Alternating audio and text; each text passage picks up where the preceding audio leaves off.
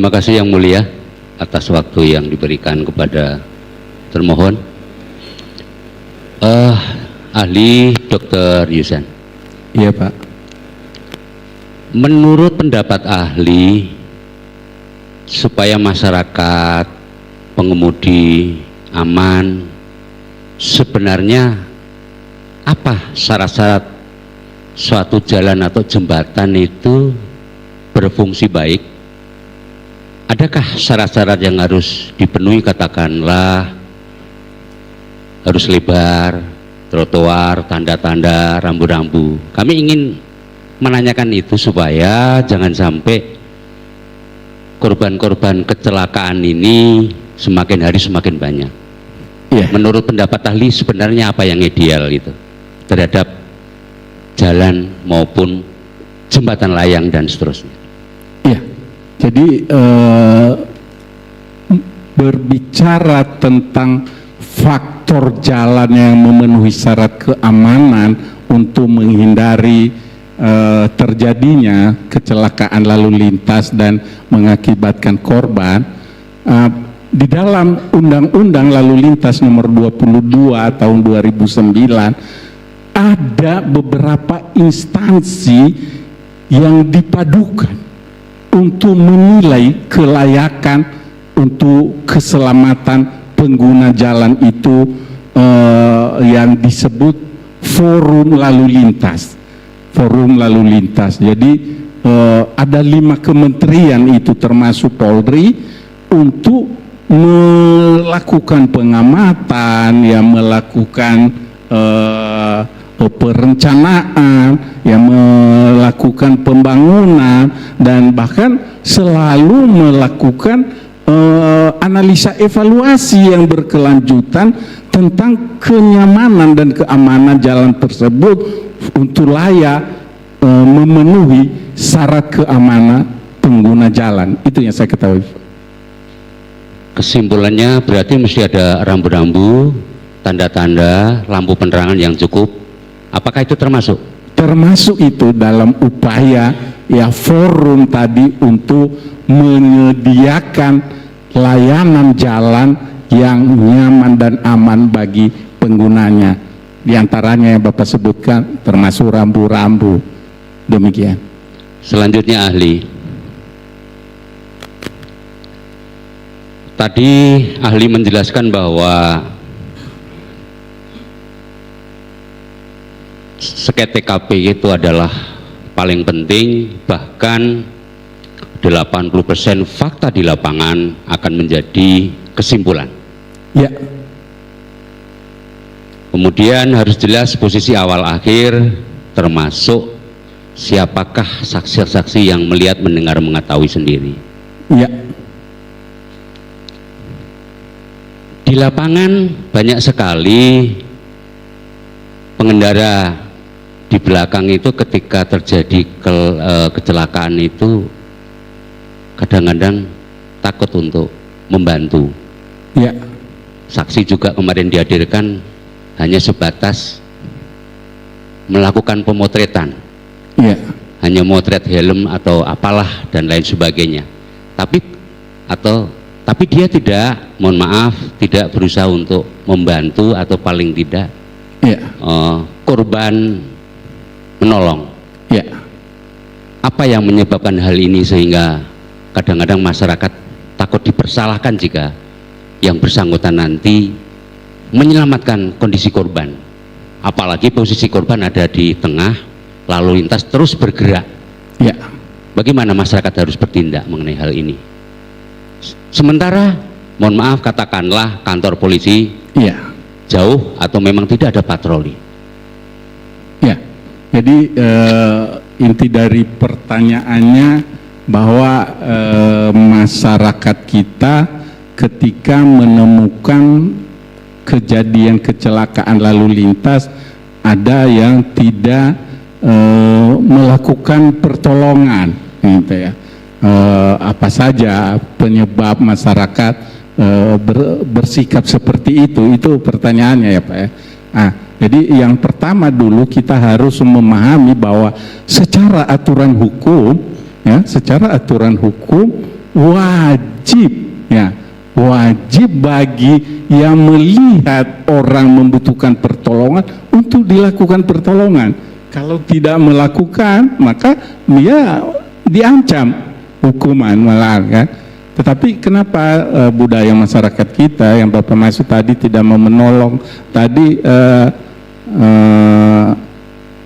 ya bisa jadi itu beragam penyebabnya, ya beragam, ya bisa ya memang ya moralitas kemanusiaan kebersamaannya kurang, dan bisa juga karena masyarakat kita pada umumnya nggak mau repot gitu ya, nggak mau repot. Saya pernah ya sedikit cerita karena berkaitan dengan pertanyaan Bapak, menangkap penjamret di lampu merah gitu. Nah, saya menangkap orangnya, berikut barang bukti pisau, ya gitu, berikut kalung yang dirampas lagi ngater di lampu merah gitu. Saya serahkan di polsek gitu kan. Nah, diterima oleh polsek. Korbannya ini tidak mau jadi saksi korban di polsek gitu kan. Maunya bagaimana supaya kalungnya kembali itu saja gitu kan. Nah, akhirnya tidak ada proses pidananya kan, ya polisi nggak mungkin ya memproses dengan ketidakbersediaan korbannya untuk menjadi saksi korban gitu, sehingga ya pelakunya dilepas gitu kan. Jadi ketika dilepas banyak sekali kesan bahwa ya polisi ya tidak melakukan tugas dan kewajibannya untuk memberikan sanksi kepada pelaku, padahal ya korbannya sendiri yang tidak mau repot, ya begitu Pak. Selanjutnya ahli.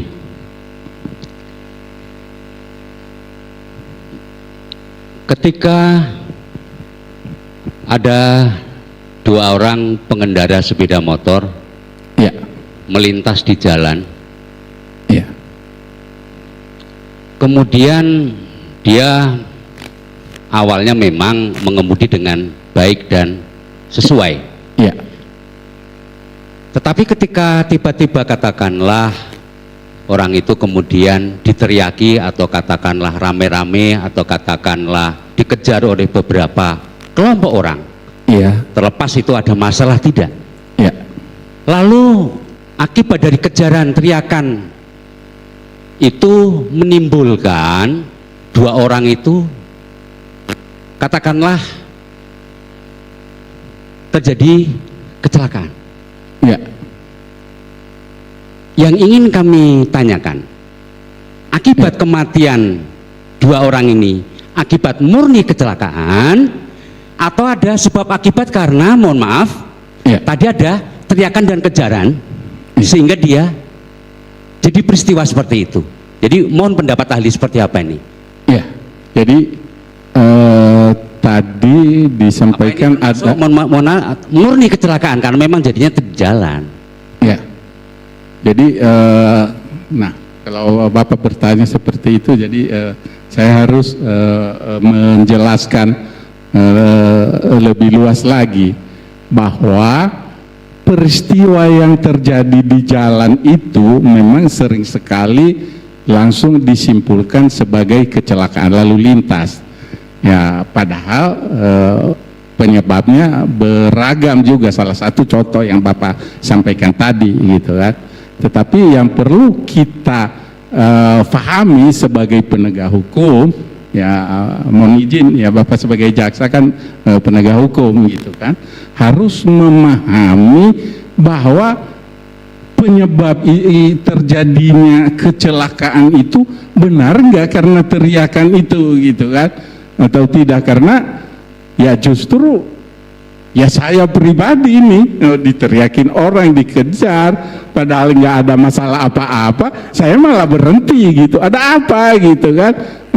Bukan ketakutan sampai terjadi kecelakaan lalu lintas gitu kan.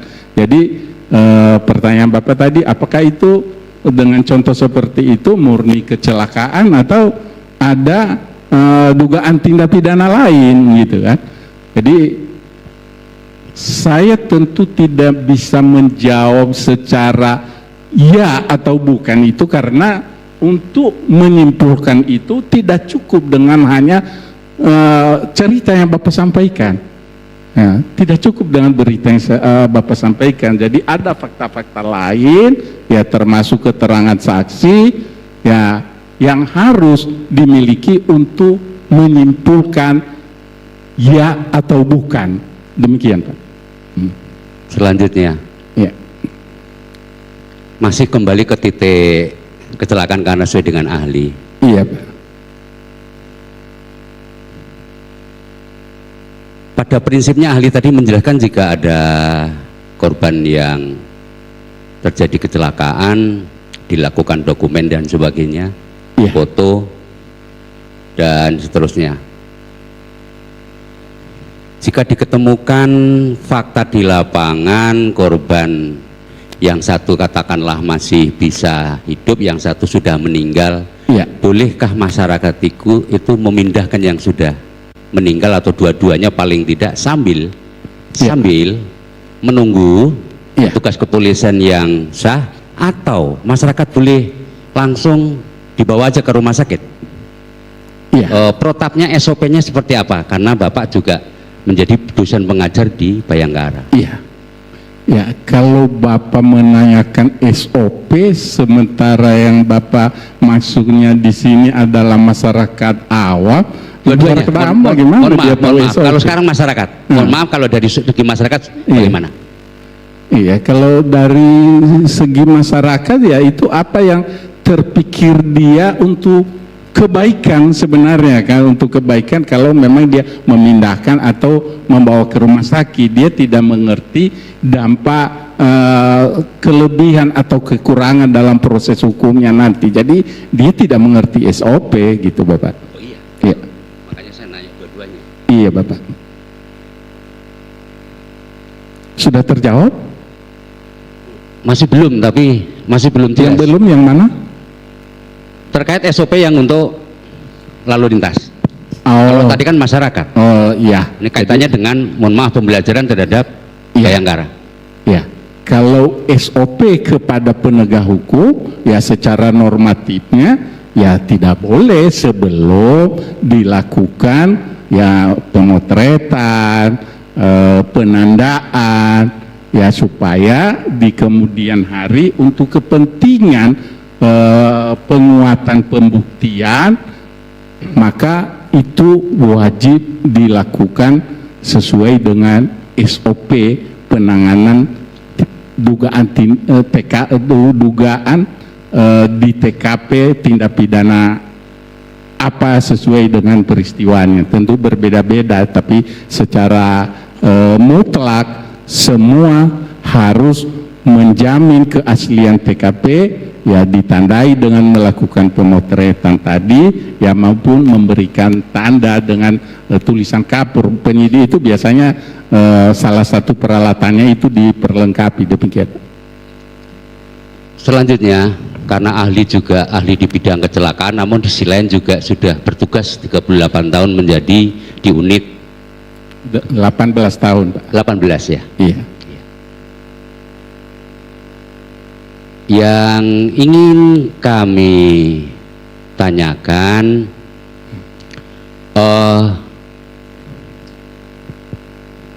pokok-pokok hanya untuk memperjelas isi sketsa TKP yang paling pokok yang ada di dalam berkas itu apa saja. Kemudian selama saudara ahli sebagai katakanlah penyidik di Laka Lantas ya, Iya. jika itu terjadi kecelakaan parah atau katakanlah menyebabkan meninggal dan sebagainya, Iya. pada umumnya apakah ada tanda-tanda goresan-goresan pengereman atau bekas-bekas yang ada di, mohon maaf, di aspal itu tuh, Iya. sebagai bukti pengumpulan data untuk mendukung bahwa ini terjadi? Seperti apa menurut pendapat ahli? Ya, jadi TKP itu isinya adalah keadaan TKP sesaat setelah peristiwa kecelakaan lalu lintas. Jadi sebelum berubah atau bergeser sedikit pun. Nah, untuk memastikan itu, ya saya ulang kesekian kali tadi, pemotretan dan pemberian tanda gitu kan. dan itu bisa bernilai, ya saya ulang, itu bisa bernilai kalau ada saksi yang membenarkan sket itu. Kalau tidak ada yang membenarkan sket itu, nggak ada nilainya, hanya katanya. Ya, kira-kira itu yang bisa saya jawab dari pertanyaan Bapak. Ya. Jadi petugas sketsa hanya melihat kejadian, kemudian melakukan keterangan menggambar, termasuk posisi korban dan alat-alat lainnya yang ada di sekitar. Berarti kan seperti itu. Betul Pak, betul. Jadi perlu saya tambahkan bahwa tentu kita memahami sebagai penegak hukum, namanya sket itu manfaatnya yang utama adalah ketika ada perbedaan keterangan atau fakta lain yang didapat di kemudian hari, maka dapat direkonstruksi kembali, menempatkan sesuai dengan posisi akhir setelah peristiwa itu terjadi. Jadi kalau seandainya sudah bisa ada kesesuaian semua fakta-fakta lain, maka tentu tidak harus dilakukan lagi rekonstruksi. Demikian Bapak. Ahli, terakhir dari kami untuk menanyakan, bagaimana jika seorang penyidik, katakanlah korban yang ditolong itu sudah meninggal, kemudian dibawa ke rumah sakit, sudah ditolong masyarakat, penyidik baru datang, terus langkah-langkah seorang penyidik, karena ahli juga pernah berpengalaman penyidik, kami bukan soal masalah ahlinya gitu. Apa yang harus dilakukan? Apakah foto di kondisi rumah sakit, kondisi luka-luka dan seterusnya, termasuk pakaian, bagaimana? Jadi tugas yang menangani atau penyelidik atau penyidik suatu peristiwa pidana itu, baik itu peristiwa pidana kecelakaan lalu lintas maupun lainnya, adalah melakukan penyelidikan dan mengumpulkan bukti-bukti yang terkait, yang kemudian pada endingnya adalah mencari kesesuaian, mencari dan menemukan kesesuaian untuk dapat menyimpulkan, dapat menyimpulkan peristiwa apa yang terjadi, dapat dituntut tanggung jawab siapa, dengan dasar hukum apa, tentu sesuai dengan fakta-fakta yang telah dilengkapi oleh penyelidik atau penyidik. Demikian.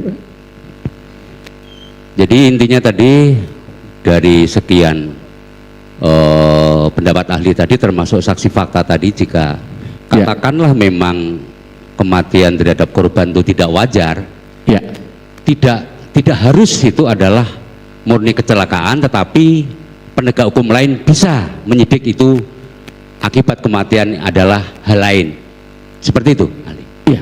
Penyidik bisa melakukan penyelidikan atau penyidikan bila sudah ada dasar-dasar sesuai dengan ketentuan aturan hukum acara pidana yang kita miliki. Itu kalau langsung melakukan penyidikan tanpa melalui prosedur dari awal tadi, apakah itu ditemukan langsung atau kalau laporan masyarakat, itu prosedurnya saya udah jelaskan tadi dan tentu kita paham semua itu. Begitu juga kalau menemukan sendiri, tahapan yang harus dilakukan sudah ada panduannya sesuai dengan hukum acara kita. Demikian Pak. Oke, hal ini kami lakukan terhadap modus kejahatan itu kan bermacam-macam, ahli. Betul. Katakanlah sebetulnya, mohon maaf katakanlah di daerah lain itu adalah kasus pengeroyokan atau katakanlah apa. Kemudian dengan modus operandi mungkin dia membuat dan lain sebagainya. Katakanlah mungkin ditaruh di rel kereta atau mungkin dimasukkan ke laut dan sebagainya. Apakah pernah ahli menangani perkara itu sepanjang menjadi penyidik yang tadinya bukan seperti yang disangka tetapi ternyata faktanya adalah perkara lain? Pernah ahli sebagai penyidik melakukan pemeriksaan seperti ini? Tim saya belum pernah menangani secara langsung, tetapi rekan-rekan tim lain ya pernah menangani dan kemudian saya diajak untuk bergabung menangani, dan dengan fakta-fakta yang sudah dikumpulkan itu bahwa memang tindak pidana lain, fungsi lain yang menangani, maka kami melakukan pelimpahan berkas perkara namanya. Itu sesuai dengan kerjasama prosedur. dalam hal lalu lintas dan rescue itu hal yang biasa, tetapi ada pelimpahan perkara. Iya. Kalau itu memang katakanlah murni bukan katakanlah kecelakaan. Iya. Baik. Ya sebenarnya kan kita mengenal penyidik kepolisian itu di dalam Kitab Undang-Undang Hukum Acara Pidana adalah penyidik Polri namanya kan, tetapi di dalam pelaksanaan pembagian tugasnya untuk bisa menangani fokus secara spesifik, maka dibagi-bagi fungsi tugas tadi.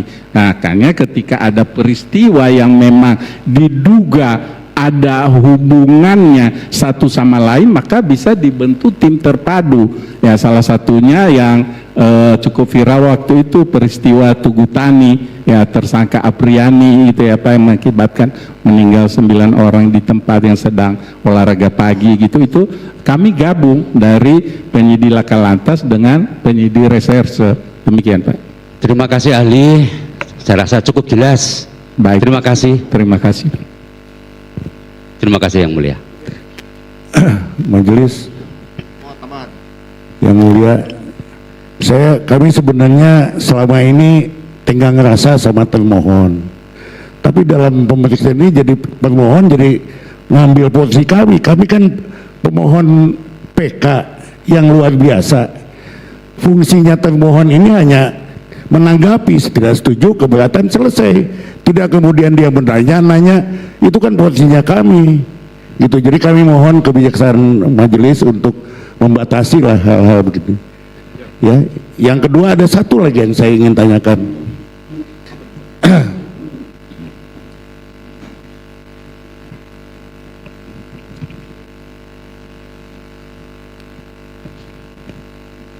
Pak ahli, begini ya. Termohon. Ini ada permohonan visum dari kepolisian tanggal 27 Agustus 2016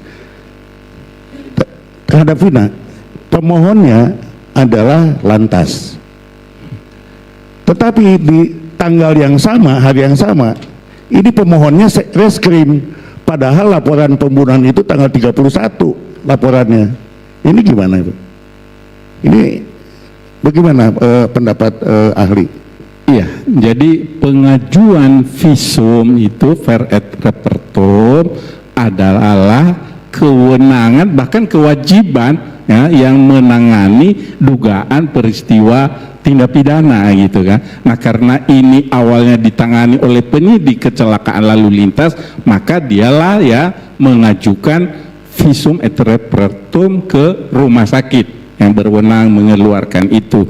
Nah, ketika kemudian oleh satuan fungsi reserse mengatakan mengajukan visum juga pada tanggal justru sebelum tanggal laporannya, nah itu unik alias aneh menurut saya. Oh, belum menangani peristiwa itu sudah mengajukan visum, gimana ceritanya? Saya nggak bisa paham itu. Satu Polres Sumber, iya, 27 tapi reskrim. Laporannya tanggal berapa? Gunung Jati. Ya. Ini RSUD Gunung Jati 22, yang mulia. Ini RSUD, Gunung Jati, ini nomornya.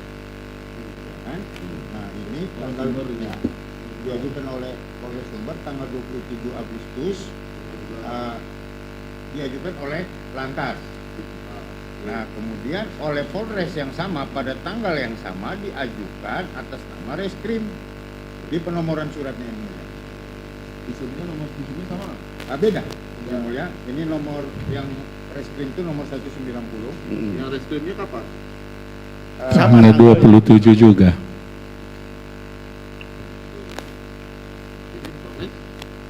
Sumber.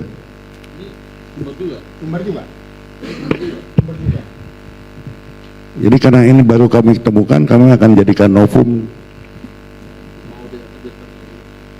Ya, karena baru kami temukan. Iya. Ya, berarti kesimpulannya mungkin ada dua penyidikan yang berlangsung. Dan tanggalnya berbeda, pemohonnya tanggalnya. Itu saya begitu. Bukan pemohonnya. Berarti tanggapan ahli bagaimana dengan dua surat yang berbeda? Iya, dua surat yang berbeda yang berisi pengajuan visum et repertum di rumah sakit yang sama harusnya sesuai dengan waktu permasalahan itu ditangani. Ya, tadi saya mendengar bahwa laporan polisi di reserse itu tanggal 31, tetapi kok tanggal pengajuan visumnya tanggal 27. Ya, menurut saya itu cacat hukum. Sebagai ahli ya cacat hukum. Ya itu, terima kasih. Iya. Iya, karena tidak mungkin dia mengajukan visum sebelum tanggal atau waktu menangani permasalahan itu. Ya, sebagai apa dia waktu itu, gitu kan?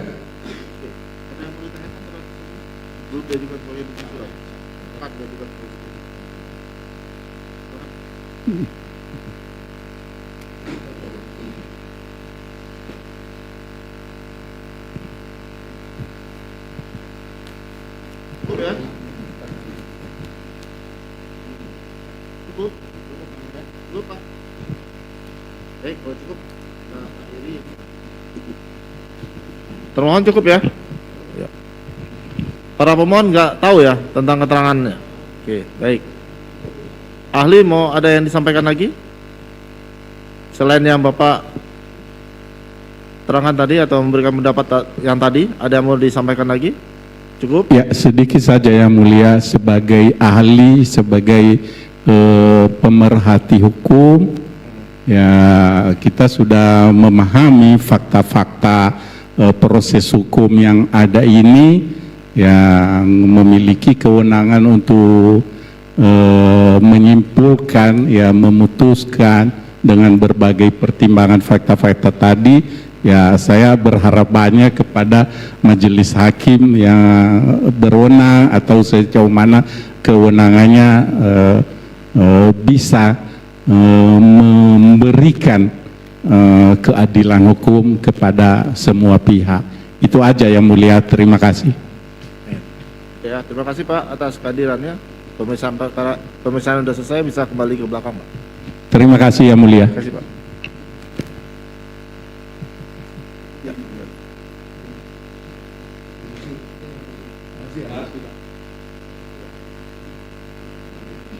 Cukup ya? Kita isoma dulu. Ya. Ini akan Saksi ahli pidana kan? ahli pidana. Ya, setelah makan siang aja ya. Jam berapa? 1:30 ya? Kita istirahat 1 jam.